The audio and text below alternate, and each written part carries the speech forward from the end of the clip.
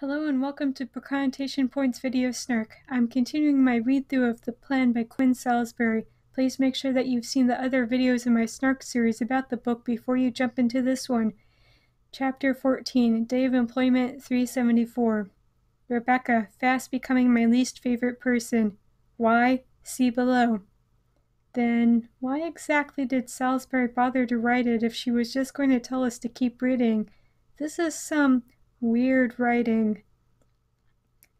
The book telling us to keep reading is immediately followed by 5 paragraphs of not why Emma hates Rebecca right now. Instead, we're subjected to Emma glaring at Rebecca and fidgeting in her seat. But when it finally decides to get to the actual point, it's to say that Emma is now supposed to go on this business trip with Alaric.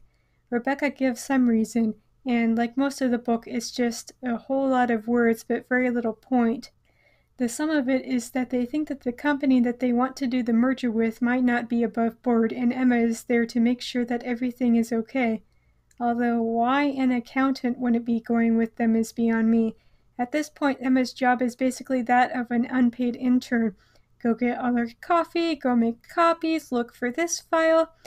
Literally the only reason why Emma is going on this business trip is to further the plot in the most contrived and asinine way possible. Emma then points out that she will miss a week's worth of school, which is a legitimate concern. But Rebecca then gives some lofty speech about how many jobs that this will bring to the area, and it's like, I get that, but Emma missing class will not bode well for her future career, especially in a dead-end job working for the monster that is Alaric Cannon. Rebecca eventually gets to her point and says that she's contacted the school on Emma's behalf. Her classes will be videotaped in the URL emailed to her. Absence may make the heart grow fonder, but proximity requires a change of panties. First off, not even German has a 9 big enough for this. Second, what does this even mean? It's almost as if Salsbury is speaking another language at times. Later, Alaric tells her that a company car will pick her up at 4 a.m. and that he'll email her the itinerary. And then there's a long bit about how Emma thinks that the call dropped, which, like most of this story, is unnecessary and pointless. That night, Clara helps Emma get packed. Clara seems like she snorted an entire bag of sugar and is bouncing off the walls. She doesn't understand why Emma isn't more excited over this, and Emma's own excitement levels are pretty much exactly what they have been recently in regards to Alaric. She continues to talk about her plan, even though it hasn't been mentioned once since she was shoved into the job of being Alaric's PA. It's not relevant now, although even when it was still relevant, it wasn't all that relevant. Chapter 15, Day of Employment 375. Emma struggles with sleep, but eventually gets up at 3 a.m. just so that she can be ready when the car comes. The car comes to pick Emma up, although it picked her up first before they go pick up Alaric. Alaric randomly snaps at Emma that she's late, but the unnamed driver says that there was some accident on the freeway, but this only fuels Alaric's anger towards the driver.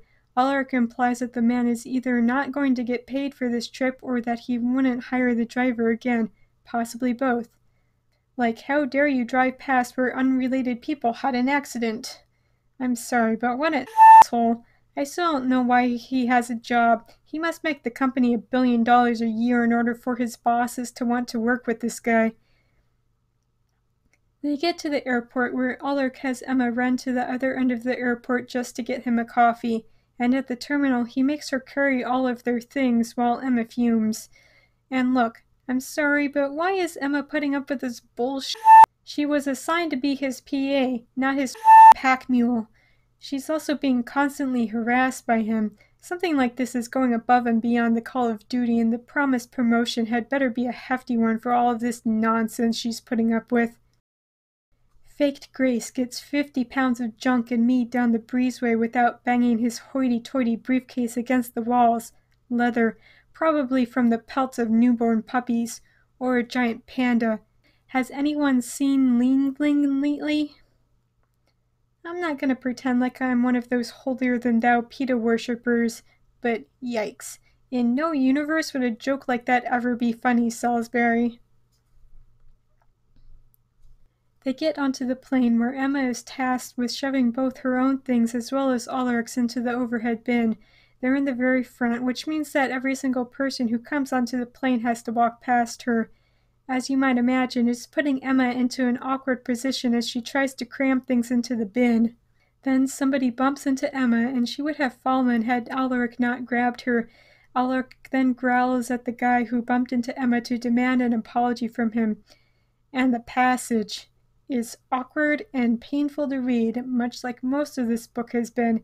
It also offers us gems such as, "Slowly I gain my bearings. His face is inches from mine, hovering. His breath swirls between us. Cannon breath. It is coffee and something more. I resist the urge to inhale deeply." And a personal favorite, "His crotch is also level with my face. My perception of the world at large is affected." I had to read this, and so do you. We have been going over the proposal and possible concessions for the longest 90 minutes of my life, and I saw Battlefield Earth. And another reference that I don't understand. They go over some business stuff on the plane, but Ulrich stops them after a moment. He seems to be worried that the old couple behind them are spies or some kind of nonsense.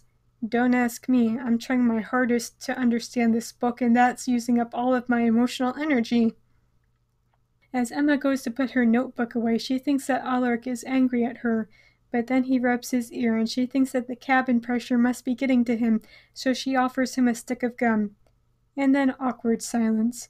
Apparently, Ulrich has no life outside of his phone. He didn't even appear to bring a book or crossword or anything. Emma offers him the book that she brought, which he accepts. Upward of a gallon of coffee has gone down Cannon's gullet without a single bathroom break. Inhuman! Can we just rename this book "Monstrous Thoughts I Had and Decided to Foist Upon Others"? Because that sounds about right. Emma literally asks Ulrich's permission to get up to use the restroom on the plane. While she's in there, she thinks about what had better be the best promotion in the world. Well, she doesn't call it that, but I do. My point still stands, though.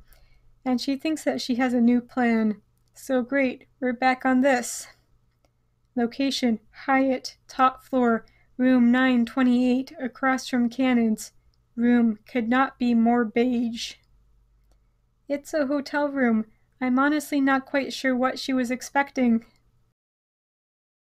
Why is my bath cold? Because I, purchaser of saddest shoes, need to soak after wearing cheese graters on my feet yesterday and then traveling and walking and sitting through meetings and touring facilities and impersonating a pack mule today.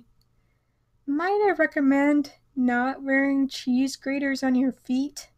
Wait, what? Travel tip: wearing comfortable shoes that can be slipped on and off easily. Surely you can find dressy walking shoes somewhere. When they get to the hotel, it's business as usual. Despite all of the strange stuff Clara insisted Emma pack, she's grateful for it when she can make Ulrich some chamomile tea. They go over their business plan for the morning, and Ulrich says that they'll get to the office an hour before it opens. Emma gets into her bath, and not even 3 minutes later, he calls her in search of something that's so important that he needs to call her right that second. He insists that he remain on the line with her while she look for it among her things, but Emma is feeling insanely petty, as she has every right to be, and holds the phone up near the tub drain while she pulls the plug, which does the trick and gets him off the line.